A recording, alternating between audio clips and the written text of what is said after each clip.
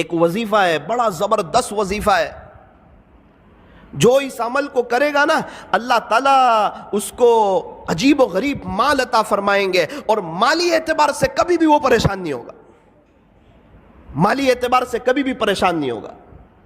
ایک بزرگ کے پاس میں بیٹھا ہوا تھا، وہ یوں کہہ رہے تھے کہ بیٹا میں نے 35 ملکوں کا سفر کیا، نہ میں نے 1 روپیہ خرچ کیا، نہ 1 روپیے کا کسی سے سوال کیا۔ میں نے کہا حضرت کیا کرتے ہو؟ بولے یہ وظیفہ کرتا ہوں۔ میں نے کہا اچھا۔ میری مدینہ منورہ میں پڑھائی چل رہی تھی، میرے شیخ نے جب میری پڑھائی ختم ہوئی تو ایک ڈائری لے کر آئے، قلم لے کر آئے، مجھے کہا بیٹا لکھ یہ وظیفہ۔ میں نے لکھ لیا، اور طے کر اس کو کبھی ناغہ نہیں کرے گا، اللہ مالی اعتبار سے کبھی بھی تجھے کسی کا محتاج نہیں کرے گا۔ میں نے لکھ لیا، حضرت نے لکھایا، میں نے لکھ لیا۔ پھر ایک بات کہی تھی کہ بیٹا یہ وظیفہ بڑا زبردست ہے، لیکن بے طلبوں کو مت بتانا، جس کے اندر طلب ہو اور جو اس کی قدردانی کرتے ہو اسی کو بتانا۔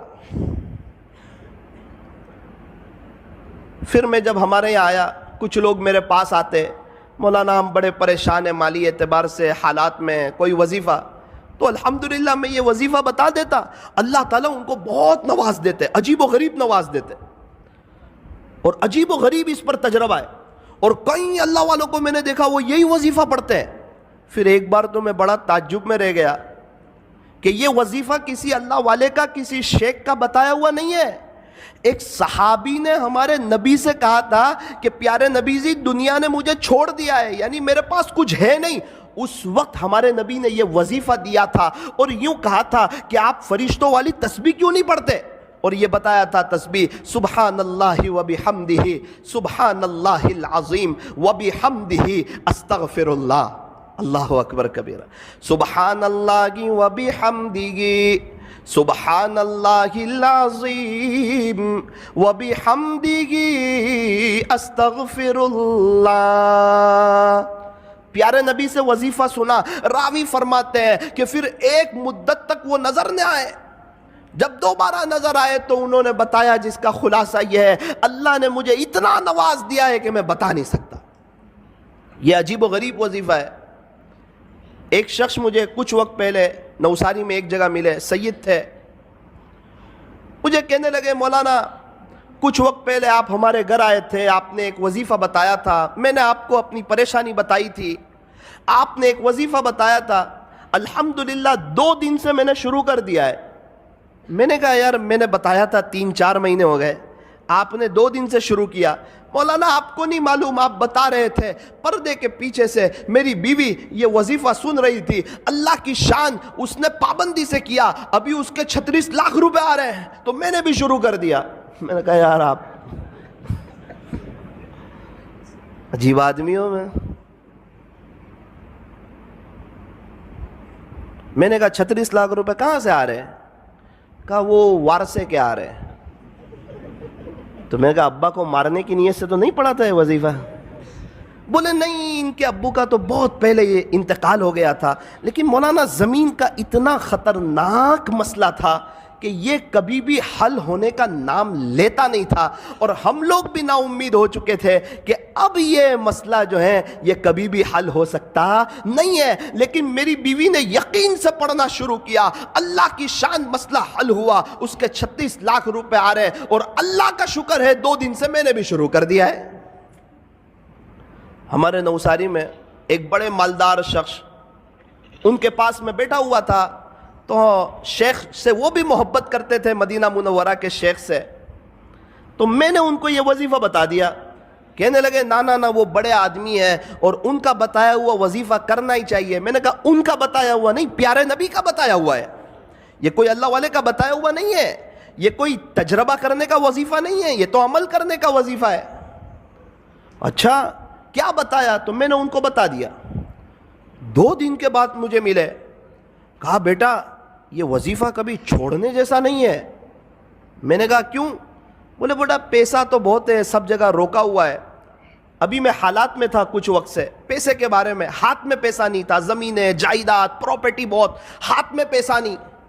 تو میرا بڑا بیٹا میرے پاس آیا اور یوں کہنے لگا ابا بہت پہلے آپ کے 70,000 روپے میرے پاس تھے، وہ ابھی آپ لے لو 70,000۔ بولے، میں نے بولا پھر؟ بولے اب کبھی یہ وظیفہ نہیں چھوڑوں گا۔ اللہ اکبر کبیرہ۔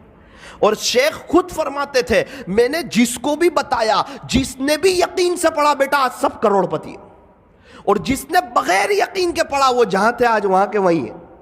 تو میرے عزیزوں ایک بات یاد رکھو، یہ وظیفہ جو ہے یہ بڑا زبردست ہے۔ میں نے ایک سوال پوچھا شیخ سے جس پر وہ مجھ سے بڑے ناراض ہوئے، بہت زیادہ ناراض ہوئے، اور مجھے کہا بیٹا تیرے سے مجھے یہ امید کبھی نہیں تھی کہ تو مجھے یہ سوال پوچھے گا۔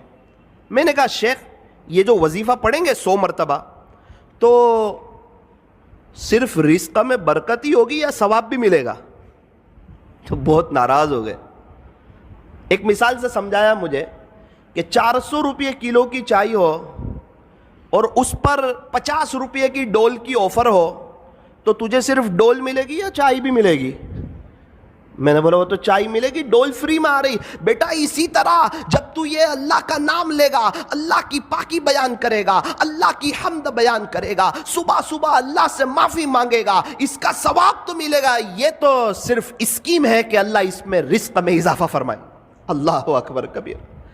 تو آپ کو بھی یہ وظیفہ یہ عاجز بتاتا ہے، طے کرو انشاءاللہ، پابندی سے پڑھیں گے انشاءاللہ، بہت فائدہ ہوگا انشاءاللہ۔ رزق میں صرف پیسہ نہیں آتا، رزق میں بیوی بھی شامل ہے، بچے بھی شامل ہے، رزق میں بہت سی چیزیں شامل ہے۔ اللہ تعالی ہمارے رزق میں برکتیں عطا فرمائیں گے۔ سبحان اللہ و بحمدہ، سبحان اللہ العظیم و بحمدہ، استغفر اللہ۔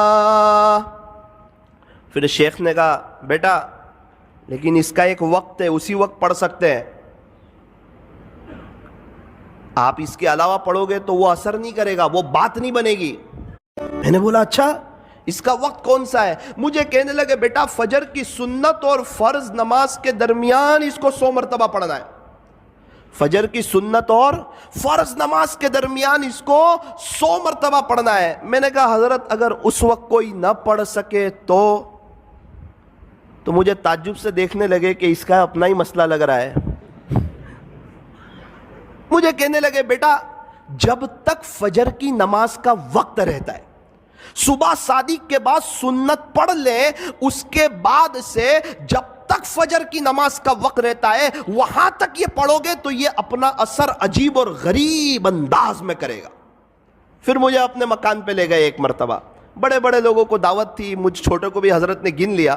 اللہ اکبر کبیرہ، بہت سی نعمتیں دیکھی، مجھے بتانے لگے، اس کی اہمیت سمجھانے لگے کہ دیکھ بیٹا یہ وظیفے کی برکت ہے کہ اللہ تعالیٰ نے مجھے ایسا شاندار مکان دیا، دیکھ بیٹا اس وظیفے کی برکت ہے ایک کار تو ایسی میرے گھر کے باہر کھڑی ہے جو تیرے ہندوستان میں لانچ بھی نہیں ہوئی ہے۔ تو وظیفے کو معمولی مت سمجھنا، کبھی چھوڑنا مت، اس کی پابندی کرنا، انشاءاللہ اللہ تجھے بھی بہت نوازے گا۔ اسی وظیفے کی برکت سے کئی سالوں سے اللہ تعالیٰ نے مجھے عجیب و غریب نوازا ہے، میرے اپنے تعلقات والوں کو بتایا ہے، اور اللہ تعالیٰ نے سب کو نوازا ہے۔ تجربہ کرنے کی ضرورت نہیں ہے، یہ عمل کرنے کی ضرورت ہے، یہ کسی ولی کا بتایا ہوا نہیں ہے، یہ پیارے نبی حضرت محمد الرسول اللہ صلی اللہ علیہ وسلم کا بتایا ہوا ہے۔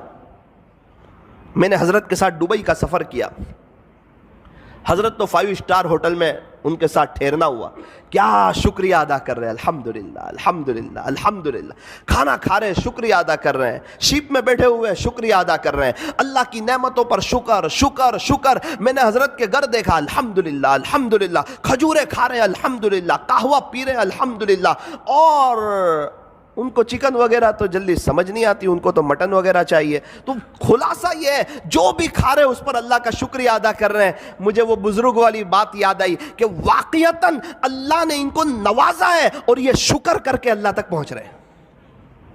فرمایا اللہ تعالیٰ تک پہنچنے کے دونوں راستے ہیں، بندہ شکر سے بھی پہنچ سکتا ہے، صبر سے بھی پہنچ سکتا ہے۔ یوں فرمایا ہمیشہ خوش رہنے کا آسان فارمولا، ہمیشہ خوش رہنے کا آسان فارمولا، نعمتوں پر شکر کریں، مصیبتوں پر صبر کریں، شکر کرنے والا بھی جنت